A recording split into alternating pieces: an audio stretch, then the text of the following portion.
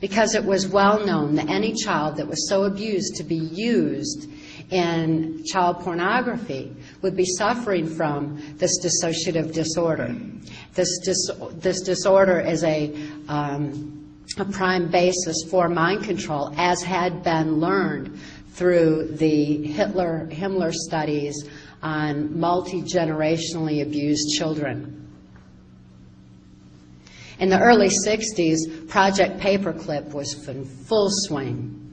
The Nazi and fascist scientists had been imported into the United States, were put into key positions, and information was gleaned from them on what Adolf Hitler was using as mind control in Nazi Germany. This Project Paperclip that brought the information in was being taken in by the CIA and a criminal faction of the government that was very much interested in how to control the mind of individuals, as well as control the minds of a population more so than had occurred in Nazi Germany, because those people had actually broke free of the Hitler plan with the war, but yet the war was so traumatizing that it still left them unable to think for themselves, to the point where they became socially engineered. So there's a great deal of information that was being brought into this country regarding the effects of trauma on the human mind. A local politician that was sanctioning this child pornography ring was associated with my grandfather's Blue Masonic Lodge.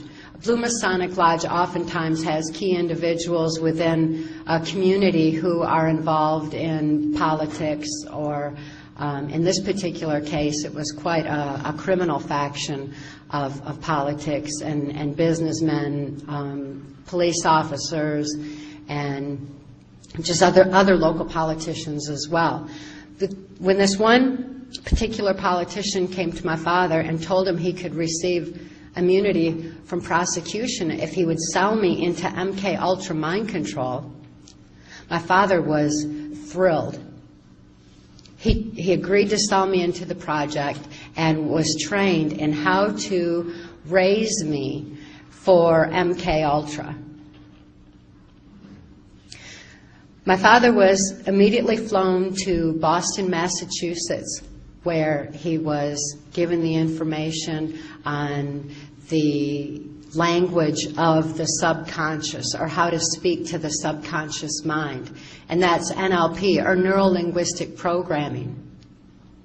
Because by that time, the abuse was extensive to the point where when extreme trauma occurs in certain situations, such as like when a person is in an automobile accident, you may have heard stories where they had a near-death experience and it was as though their spirit were above everything and looking down on the event from a high-up position. It's as though the spirit takes flight from the body in order to escape the pain, and there's like an overview of it.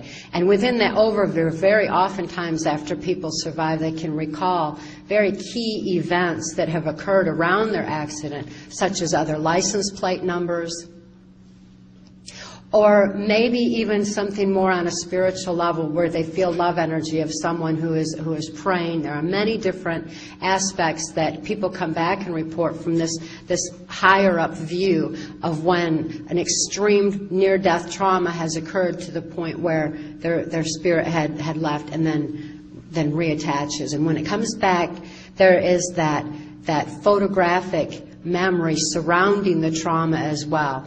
These are natural phenomena that are associated with the human body that was well known by those who were studying MK Ultra mind control. They knew that even though I was compartmentalizing memory of my abuse so that the rest of my mind could function normally as though nothing had happened, For example, when my father would sexually abuse me, I wouldn't think of it when I was in other situations. I couldn't think to bring it to mind. And they thought, what better place to store government secrets than in the brain of someone who can't think to bring that information to mind? And yet, at the same time, because of the extreme trauma that was going on, my brain was also photographically recording events surrounding that trauma. So within that compartment of my brain was also a photographic memory. And the government was very much interested in that aspect of the phenomena, of the effects of trauma on the human mind. They were also interested in what Mark has mentioned about when a person develops 44 times visual acuity. And I developed that as well. It's as though a person gets eyes in the back of their head. You know, my eyes were wide open. You could see whites all the way around my eyes, just so traumatized. And as though I was looking to see the trauma before it came again, before it happened again. And it's kind of like developing eyes in the back of the head. The senses become extremely super heightened, like the way perhaps a blind person would develop better hearing. And since I was not able to consciously comprehend what was happening to me, my senses were increasing dramatically. My hearing was very acute as well. And I could hear things that were going on in the next room because the hearing is heightened to that extent. It's a defense mechanism that automatically goes on in the brain when trauma is occurring. Additionally, this kind of sensing goes into an area that gives like a psychic perception. And I hesitate to use the word psychic because it's been misused in many, many ways. But nevertheless, the hearing is so acute and the visual is so acute and the senses are so heightened that there becomes a stronger knowing. And the government did numerous studies into the psychic abilities of people who were also abused. These all were adding up into reasons why there was a faction of our government that was looking into what the Hitler-Himmler studies had revealed. Additionally, when a person compartmentalizes memory, after so many compartments develop, there's no continuity of thought. There's no memory of what happened before. So when a person's out and around and they don't think to bring to mind the abuse, they don't know what time has passed. So after a while, there's no comprehension of time. There's no ability to consciously comprehend what's going on, and there's no continuity of thought. Without this kind of a conscious awareness, it leaves the subconscious mind open to be led.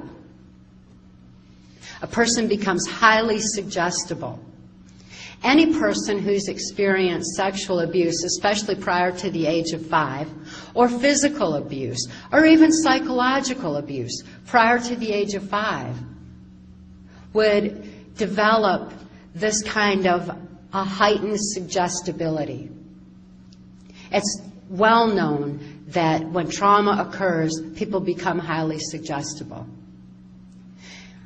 When traumas occur in our society, such as what happened 9/11. Many people in this country, PTSD, they develop post-traumatic stress disorder. This PTSD left people unable to think clearly for themselves. They were very fearful. They were very emotionally distraught over what had happened. And when they're not able to think clearly for themselves, they're more easily led. So when they're told what to do by the television while those horrible images are played over and over and over again, they become compliant, they become apathetical, and they become so easily led that America began to lose some of its strength, to the point where the criminals that have been in control now for numerous generations, took a significant step forward in their control.